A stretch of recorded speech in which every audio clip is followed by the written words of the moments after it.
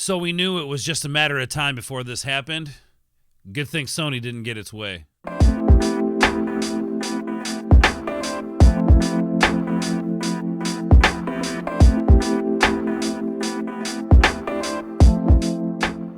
What is going on, fellow board members? Welcome to the boardroom. I'm Orts, and today we are taking a look at an article from IGN.com. Sony reportedly discussed increasing game prices above $70 US. Of course they did, because that's what game companies want to do. They want to, sell you half-completed projects and take more money from you. That's just how the industry works. This is how the industry functions. They want to get the most money for the least amount of work, but I guess that is the American way, maybe. Anywho, the thing here is guys, increasing a game to $70 as it is, to me, is ridiculous. Now, I know it's just $10, and that's kind of what I tell myself. It's just $10. What's another $10? The point is we're not getting completed games. We're not getting the stuff and the features that we want out of these consoles, but yet we're getting price increases. Anyway, guys, I'm really intrigued to see what this article has to say about this. Let's dive into it. Sony discussed raising its game prices even higher before settling on its $70 USD price point, according to a new report from Bloomberg. We know that many of Sony's first-party games will cost $70. That's the price tag on the upcoming titles like Demon's Souls and Destruction All-Stars. This is a $10 jump in the cost of games, but according to Bloomberg, an even bigger jump was discussed.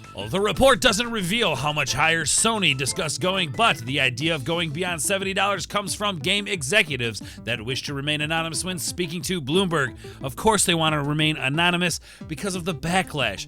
Here's the thing, for some people, that extra $10 is a big deal. For people who save pennies a day to try to save up to get these new consoles, to get these new games, to even just get a new game, from an older console, be it PlayStation 4, Xbox One, whatever. They save up their money for a long time just to pay the $60 to get this one game. So yes, in some cases, to me, $10 is just $10. It's whatever. It's not that big a deal. But I think to some people, this would really matter. For those people who save their pennies to buy these games. Based on the games coming from Sony this year, we know that the company settled on $70. But according to Bloomberg's report, companies are not likely to even acknowledge this $10 price jump and will instead opt for a more optic-friendly wording that prices will vary by title. It is important to note, however, that not every Sony first-party game will release at $70. This week's Spider-Man Miles Morales is launching at $50, although there's a $70 edition that includes Spider-Man Remastered and Sackboy: A Big Adventure, and that will launch at $60. So if you bought a PS5, if you were one of the lucky ones that got a PS5, you're not going to have to pay $70 out the gate right away. Obviously something you're going to implement down the road. Just a side note, that could possibly be because, there's only so many PS5s out there, and they want people to get some of these games and get in and play. That could be part of it. Not to mention, Miles Morales is kind of more of an expansion pack to the Spider-Man game that they did on the PS4. So that's okay with me. That makes sense. But going forward after these games, we're looking at a $70 release for all exclusives.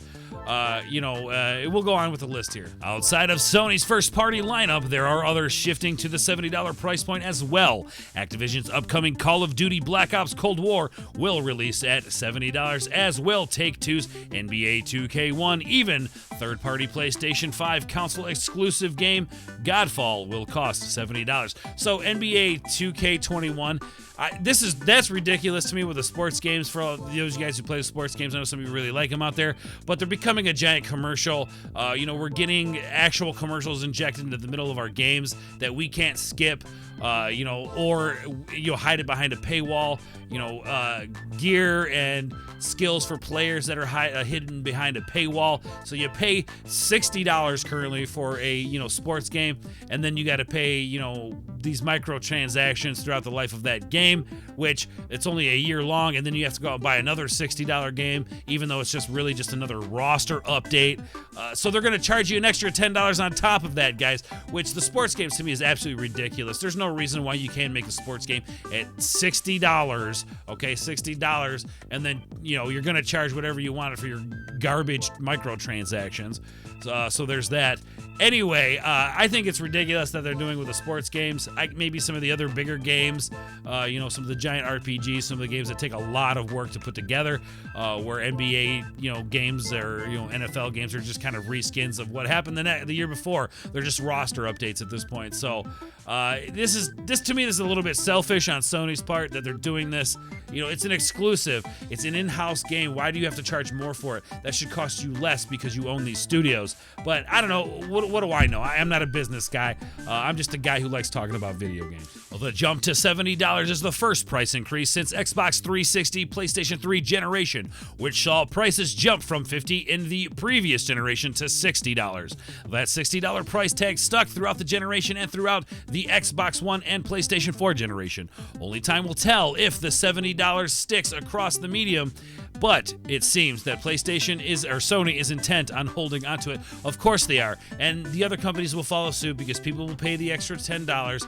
You know, this is an industry where as consumers, we speak with our wallet, and if you're going to pay the extra $10, well, why wouldn't the other companies charge the extra $10 because you are going to buy it? This is what we mean when we say speak with your wallet.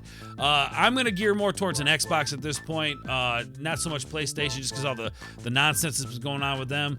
We'll see what PlayStation says about all this in the next few days. We'll see how the prices react. But I definitely think you're going to see an increase on $70. I mean, it's been 2 generations. I guess we've kind of, you know, had it come in at some point. So here we are with raising it to $70 for the exclusives, which then eventually will bleed into raising it for, you know, any regular given title of any, you know, genre. All right, so just one more thing I want to mention. So you have a lot of people who play PlayStation and these games just, you know, for fun. They don't stream, they don't do any of that. They just play because they enjoy video games. Now, these are the people that will wait until these games go on sale, who already do that, who feel like $60 is too much for a video game, and they will wait.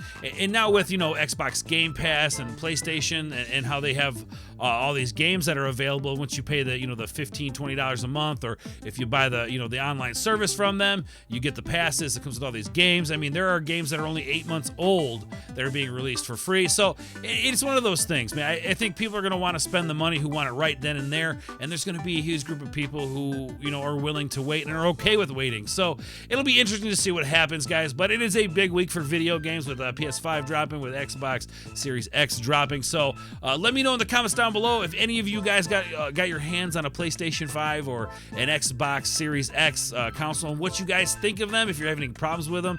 I'd love to hear about that, guys, so make sure you leave a comment down below. All right, guys, so that is the video. Hopefully you enjoyed it, guys. If you did, please make sure you hit that like button down below. Make sure you hit that bell for notifications, and as always, make sure you hit that subscription button. It always helps. So we have game prices going up from $60 to $70. We knew this was coming.